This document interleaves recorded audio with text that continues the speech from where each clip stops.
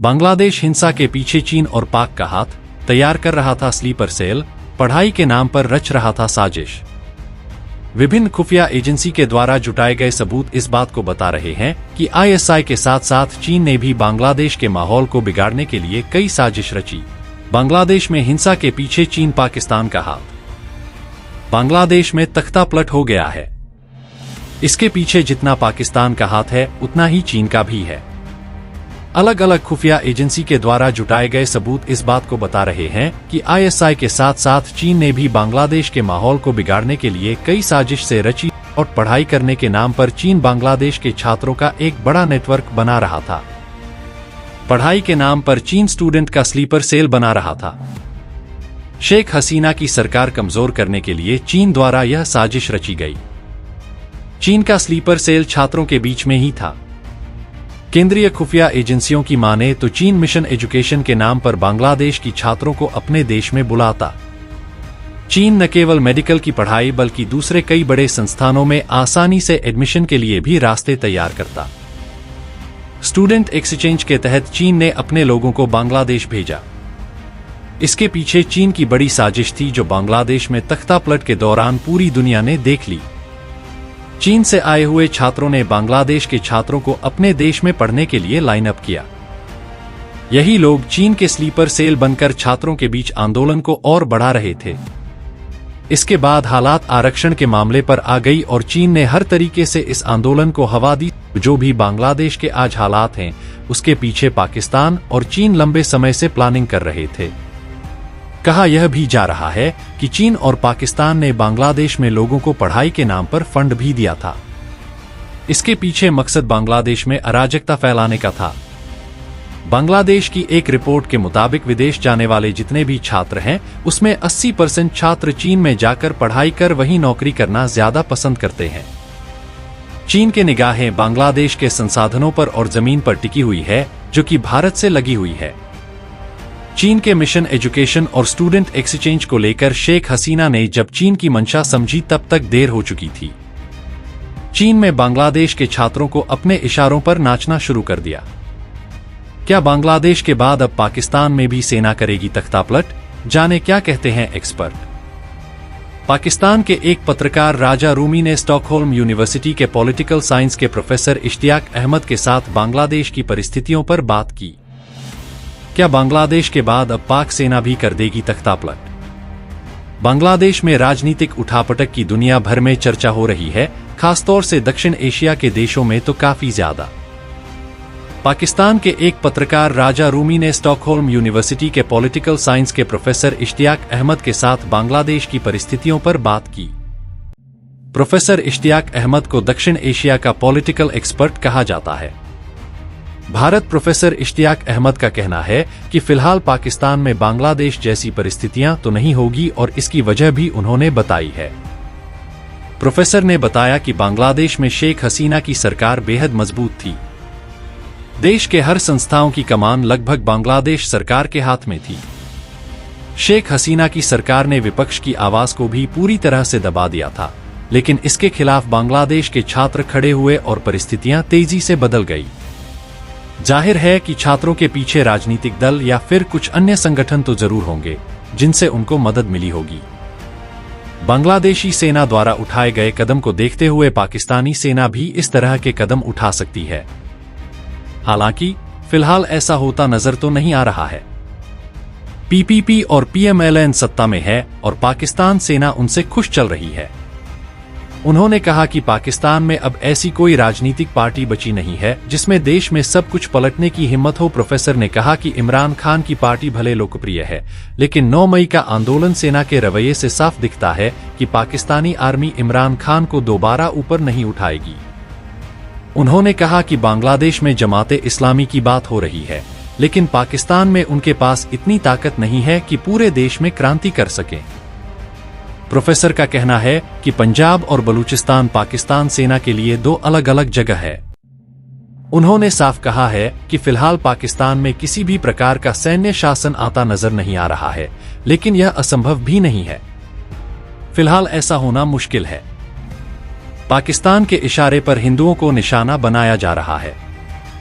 ऐसी कट्टरपंथी ताकतों का बस एक ही मकसद है, बांग्लादेश को दूसरा पाकिस्तान बना देना। पाकिस्तान में 1947 से अब तक अल्पसंख्यक हिंदुओं के साथ बेहिसाब अत्याचार हुए हैं।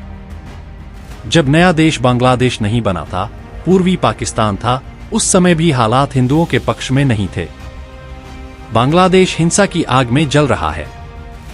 शेख हसीना सरकार के खिलाफ उठी विद्रोह की चिंगारी से पूरा मुल्क सुलग रहा है। कहा जा रहा है कि बांग्लादेश में तख्तापलट की स्क्रिप्ट पाकिस्तान में लिखी गई। इसके लिए ISI ने लंदन में प्लान बनाया और अरब में मीटिंग हुई। खालिदा जिया का बेटा रहमान इसका खलनायक था। ये सब तैयारी करने के बाद ढाका में शुरू किया गया हसीना हटाओ अभियान। पाकिस्तान की मदद और इशारे पर जमात-ए इस्लामी इसे अंजाम दिया गया। बांग्लादेश में फैली हिंसा के बीच एक सवाल भी उठ रहा है, आखिर आरक्षण के नाम पर फैली इस आग में वहां के अल्पसंख्यक हिंदू निशाने पर क्यों आ गए हैं?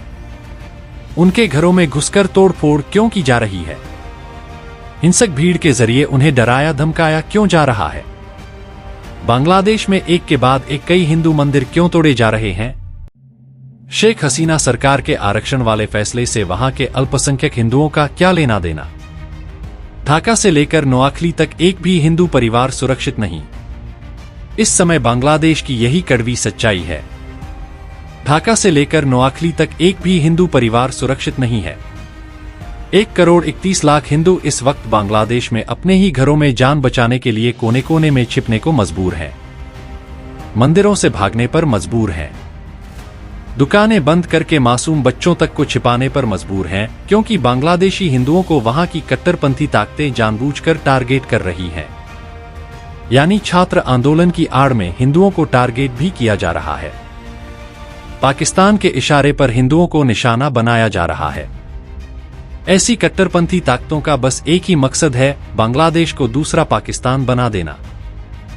पाकिस्तान में 1947 से अब तक अल्पसंख्यक हिंदुओं के साथ बेहिसाब अत्याचार हुए हैं। जब नया देश बांग्लादेश नहीं बना था, पूर्वी पाकिस्तान था, उस समय भी हालात हिंदुओं के पक्ष में नहीं थे।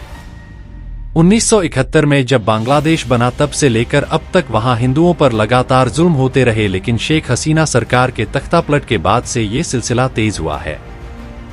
ढाका में उपद्रवियों ने इस्कॉन मंदिर को जला दिया। बीते 24 घंटे में बांग्लादेश के 27 जिलों में हिंदुओं के खिलाफ हिंसा हुई है।